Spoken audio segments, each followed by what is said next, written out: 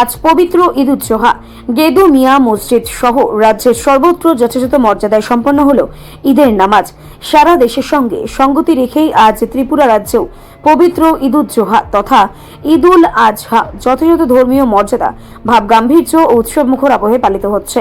ত্যাগের মহিমায় ভাস্বর এই বিশেষ দিনটিতে সকাল থেকেই রাজ্যের বিভিন্ন প্রান্তের মুসলিম ধর্মপ্রাণ মানুষ নতুন পোশাকে সেজে নিকটবর্তী ঈদগাহ ও মসজিদগুলোতে সমবেত হতে শুরু করেন। শান্তি, সম্প্রীতি ও বিশ্ব মানবতার কল্যাণে আল্লাহর দরবারে বিশেষ প্রার্থনা জানানো হয়।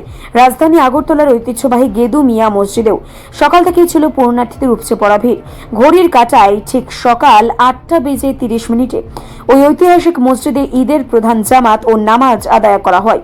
গেদু মিয়া মসজিদের আজকের এই পবিত্র ঈদের নামাজ পরিচালনা করেন মাওলানা আব্দুর রহমান। নামাজ শেষে উপস্থিত মুসল্লিরা একে অপরের সঙ্গে কোলাকুলি ও শুভেচ্ছা বিনিময়ের মাধ্যমে ঈদের আনন্দ ভাগ করে নেন।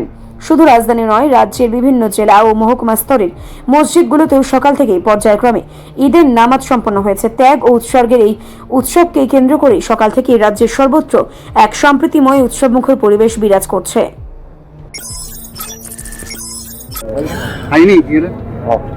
আজ ঈদ উল আজহা বা কুরবানির ঈদ।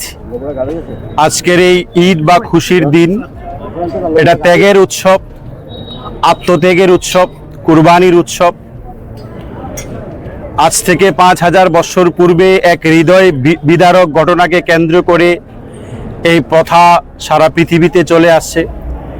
তারই অনুসরণে আজকে আমাদের রাজ্যে এবং সারা ভারতবর্ষে ঈদ উল আজহা পালিত হচ্ছে। একটি পশু কুরবানি এবং স্যাক্রিফাইসের মাধ্যমে প্রত্যেকটা মানুষ তার নিজের অন্তরে যত অসৎ চিন্তাধারা এবং দৃষ্টিভঙ্গি আছে এই সবগুলিকে স্যাক্রিফাইস এবং বিসর্জন করাই হলো আজকের এই উৎসবের মূল উদ্দেশ্য। তাই আজকের এই ঈদ উল আজহা বা কুরবানির ঈদের দিনে আপনাদের সবাইকে এবং রাজ্যের এবং রাষ্ট্রের সকল নাগরিক, সকল অংশের মানুষকে আন্তরিকভাবে অনেক অনেক ঈদ মোবারক ও প্রাণঢালা শুভেচ্ছা। সবাই ভালো থাকুক, সুখে থাকুক এবং ঈদের আনন্দের এই আবহ রাজ্যের এবং রাষ্ট্রের সকল অংশের মানুষ সমানভাবে উপভোগ করুক, প্রত্যেকটা ঘরে সমানভাবে আনন্দ মুখরিত হোক, এটাই আল্লাহ তাআলার কাছে আমরা প্রত্যাশা এবং প্রার্থনা করছি।